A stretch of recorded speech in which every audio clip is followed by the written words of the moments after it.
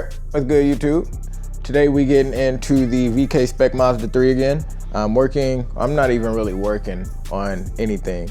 Our fuel pump died. I'll start by saying that fuel pump died. I kind of said that at the end of the last video. So I'm waiting on another fuel pump to get here. Today, we're gonna get into the intake system for the VK-SPEC Mazda 3. All right, we're going to look at the quarter intake system that I've kind of built, modded, rigged up from a CONCEPTS short ram that I initially started with. I also kind of show how these NACA ducts that I designed, how they fit into the bumper. These are designed for the 4th gen Mazda 3 hatchback. They go where I have my fog lights now. I used to run these NACA ducts. All right, now I'm running NACA ducts. I just incorporated the daytime running fog light, which is a kit that I'm working on. It'll be another video once I actually finish doing all the, all the extra razzle dazzle. Top of that, I want to talk about these intake ducts that I made. All right, so I made these for the stock intakes, and anybody running like a short ram intake on their 3rd, 4th gen Mazda 3, Mazda 6, Mazda, I'll just say Skyactiv again. These mods work on any Skyactiv. All right, let me break down the actual cold air intake first. This is my cold air intake setup. I also have a board throttle body that I need to install. I may or may not install that. All right, so look, change of plans on this video a little bit. I'm probably gonna install this throttle body that I have sitting in the box. Yeah, sitting in the box, because it's just been kind of sitting there. And I've been waiting for the right time to put it in. I guess since the car's down right now, I'm waiting for a fuel pump to come in. I guess now's a good time to put it in. So let me go grab that.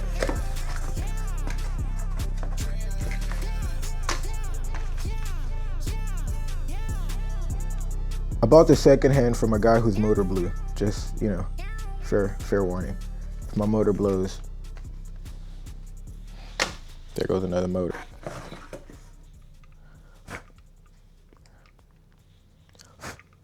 I should probably give it a little wipe. 60 to 62.5 ported inlet. All right, bet. Well then, what is that saying? 64 to 67 millimeters blended at bore. Okay. I got you. All right, bet. Let me throw this on in.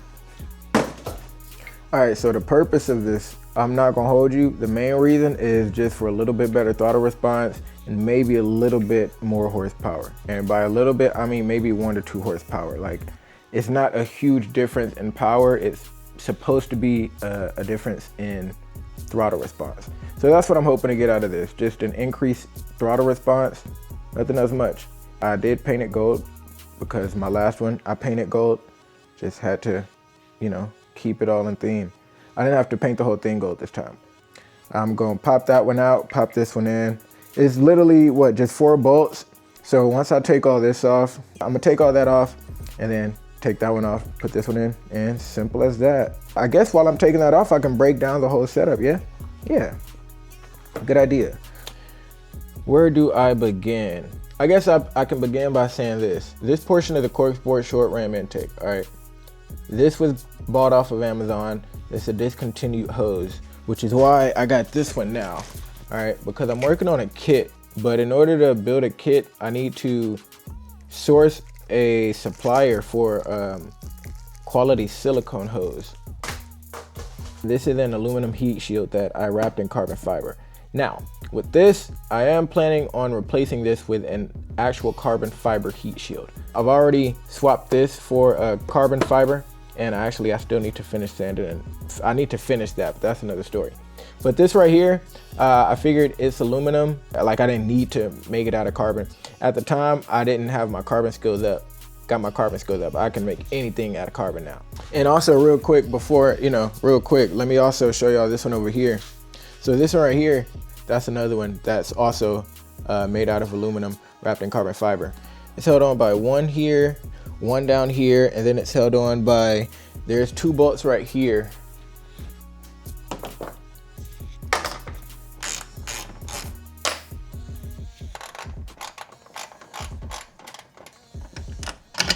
All right, boom, finally. This is my heat shield. So I put gold tape on the underside of the heat shield, obviously. I mean, why not, right? Helps a little bit. Fortunately, I have vents on both sides, so I have easy access to not only my filter, but my oil cooler and my oil cooler fan that's on the other side of the bumper. So let me take this off real quick and let me show y'all the filter that I'm running. Yeah, we are inside my bumper right now. So my filter sits right there, and I'm running a big K&N filter. Just to kind of talk about my reasoning for going with the colder intake over like the stock system.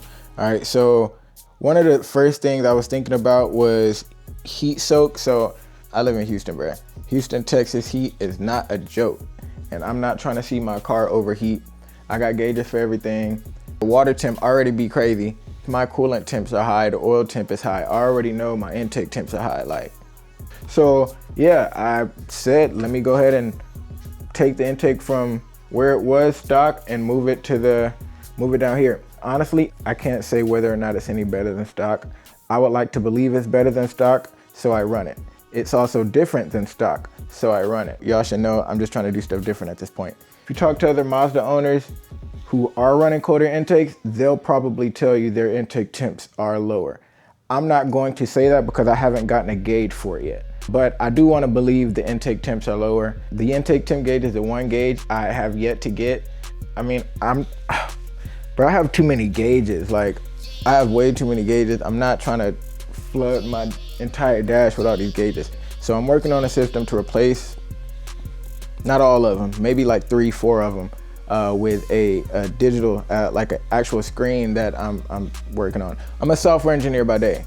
All right, so this isn't, I don't want to say I do this on the side, but I do this as well as software engineering.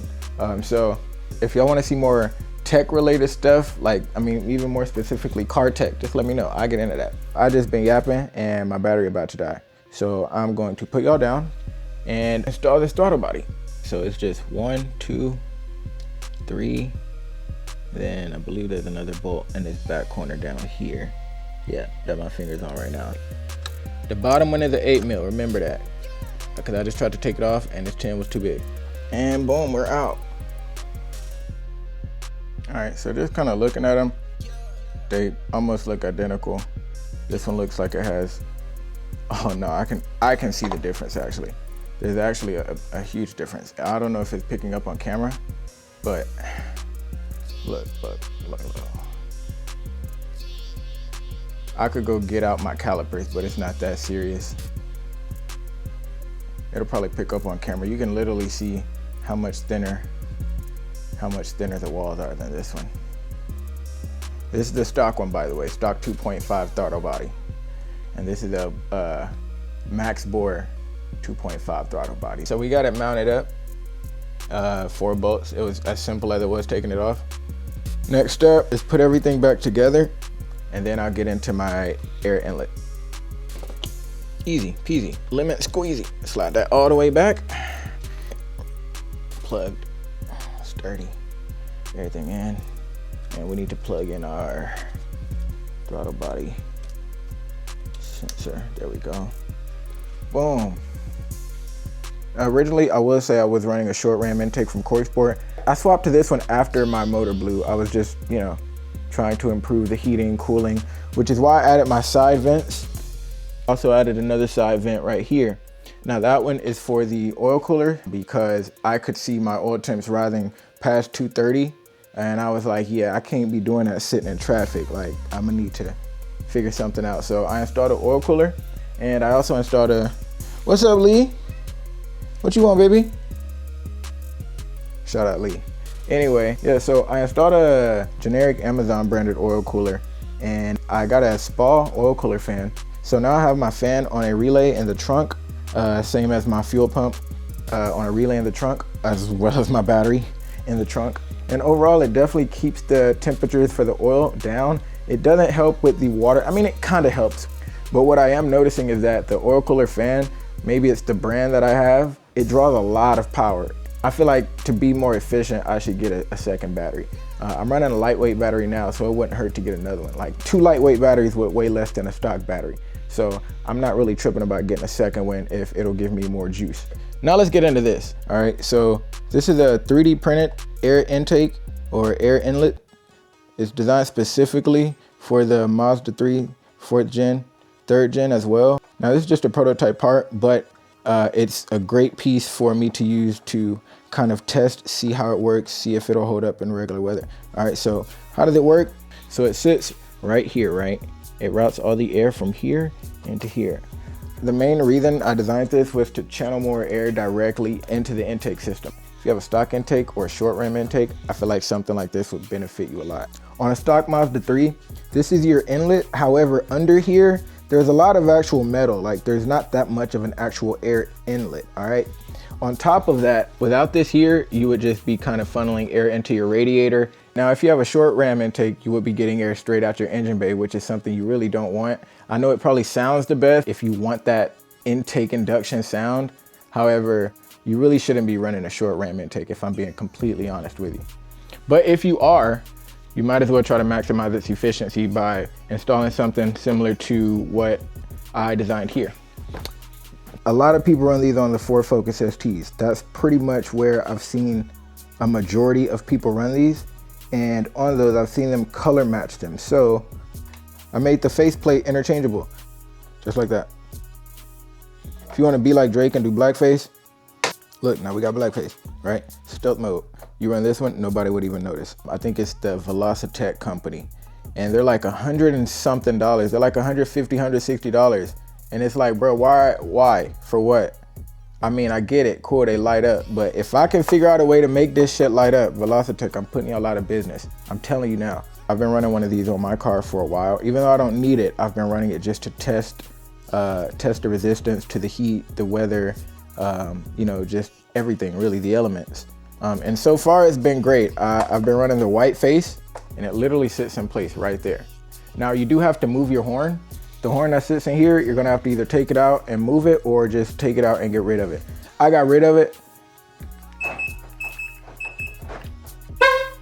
And the horn still works fine.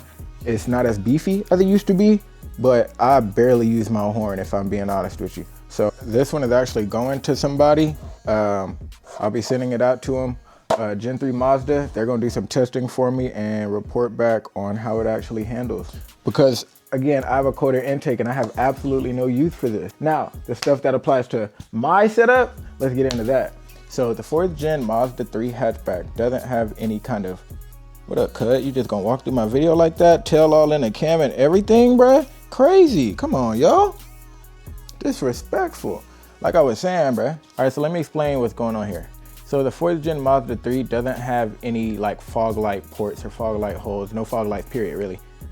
I mean, that's a good thing and a bad thing. All right, so I'll break down why it's a good thing. As simple as I can make it, it just makes it more aerodynamic not having those vents there. On the flip side of that, not having those vents, it makes this thing an oven. Like it just kind of cooks everything in here. So my main reason for doing this mod is because I needed a way to get air into my oil cooler. I already have my cold air intake set up like in mind. I decided to take it upon myself to cut into my stock bumper. This isn't a replacement. This is my OG bumper that came with the car. Cut some holes to kind of route air where I needed it to go. Now, I didn't necessarily need it for the cold air intake. It's just, it's a use, you know, it's cool to have. Now, I did need it for the other side, however, because I'm running my oil cooler on that side and there's no way for the air to actually route to the, you know, route into the oil cooler and out the backside because there was no port of entry for the air.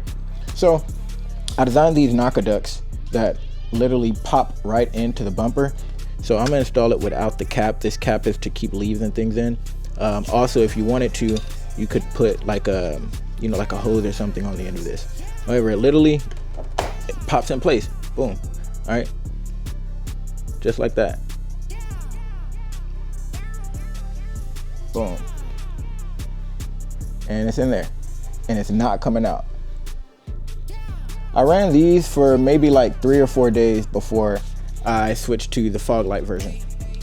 Let me actually, I'll see if I can take this prototype sticker off just so you can get it better. There we go, boom, all right. So the black ones, you really can't even see them. I'll just pop this out real quick. Pull it out.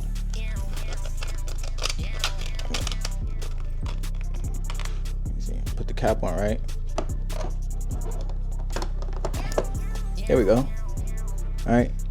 boom, and it's in there. Now you've got your protection from any leaves or anything like that from getting in there. And that's how the fog light one looks. All right, so it's pretty much, it's similar, but it's not the same. Boom.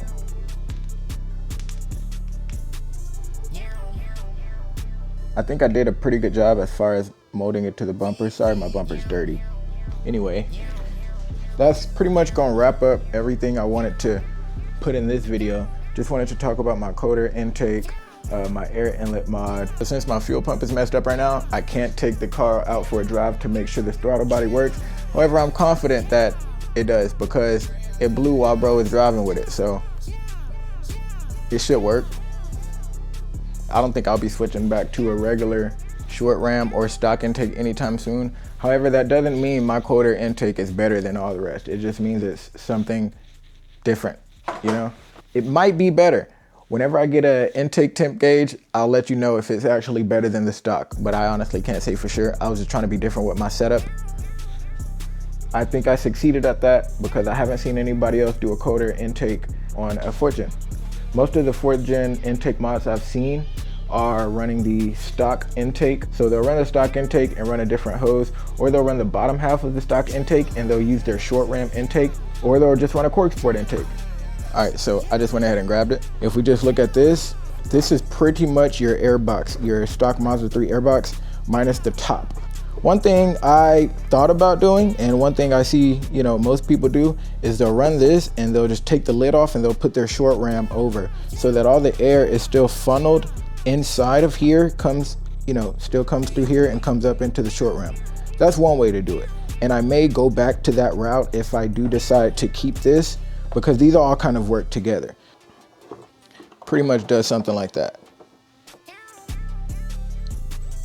All right, so the air comes in through here, up through there, in through there, and then comes through this snorkel. Now, I modified my stock snorkel.